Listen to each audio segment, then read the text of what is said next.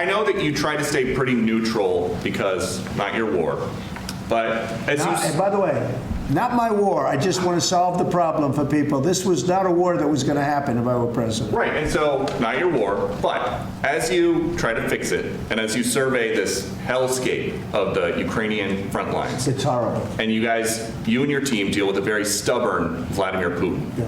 Do you look? And Zelensky. Yeah. But do you look at this Very stubborn conflict Zelensky, too. any differently now? Like, do you look at this and see Putin as the good guy or the bad guy? So I've known him very well, and I went through a lot of things with him because Russia was, the Russia hoax turned out to be a total hoax.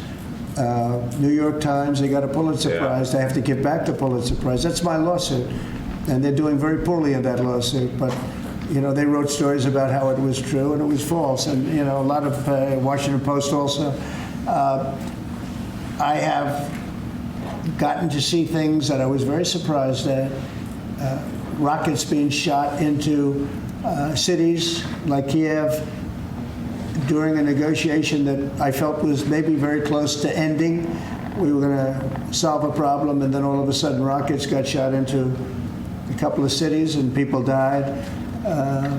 I saw things that I was surprised at. And I don't like being surprised. So I'm very disappointed in that way. With that being said, I'd like to see it end. 5,000 people, I think the numbers are even more than that, but 5,000 people a week are being killed. Mostly soldiers, but also people that live in little cities and towns throughout Ukraine. And I'd like to see that stop. And I asked Caroline this yesterday, but I want to ask you directly. So many of the things that you're trying to do are held up in court right now. If the courts are going to have so much influence over U.S. policy, do you wish you would have just become a judge instead? Yeah, well, look, it wasn't meant to be that way. If you look at the founders, the president had certain powers, and you have your three groups, and they all had supposed to be pretty equal powers.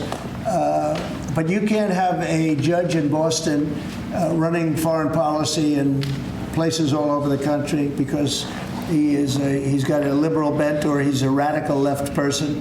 That's what the executive branch is for, and you have checks and balances.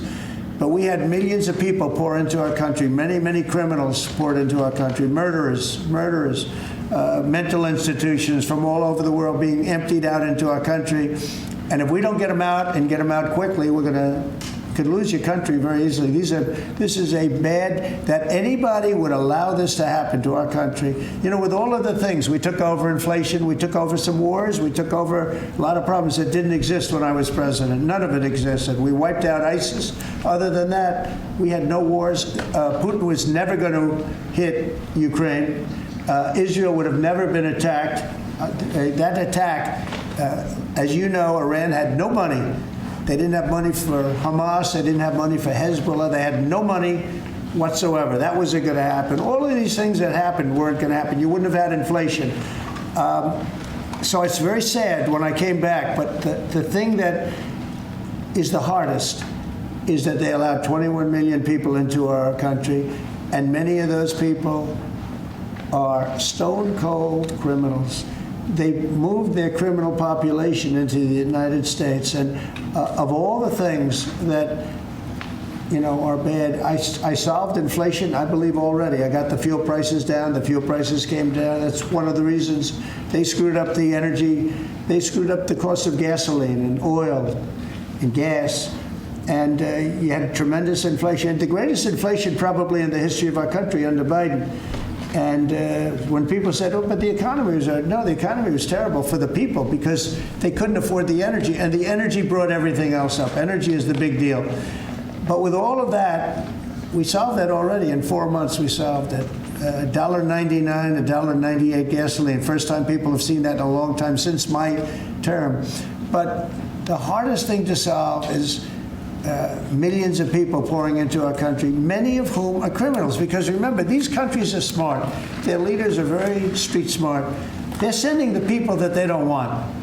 They don't want the people that are there, that are law-abiding, that are productive, that are working hard. They want people that are in jails. We have them. They allow them to come in. And I always look to the other side, like, why would somebody do something? You know, in business, I try and study, why would they want to do this? Why would they want to sell it? Why would they want to buy it?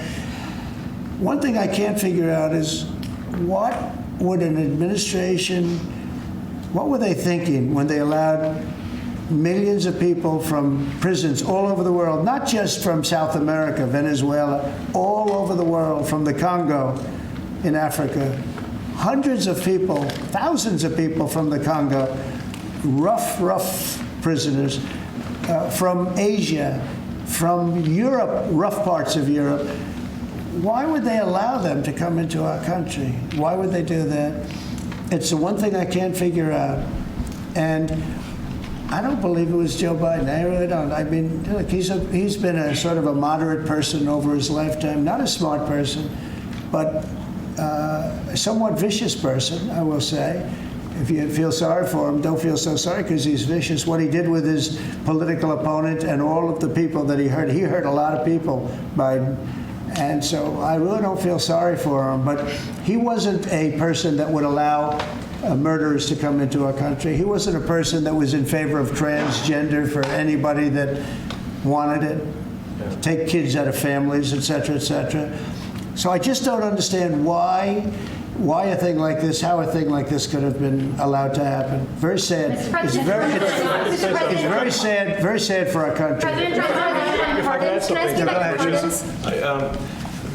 I think the fundamental moral flaw of the left is empathy for the criminals and not empathy for the victims. Empathy for the criminals, but not empathy for the victims. And there's been way too much of that. That needs to stop. To the president's point, there's been immense judicial overreach that is unconstitutional. That was never intended. And it's undermining the people's faith in the legal system. It needs to stop. It's gone too far.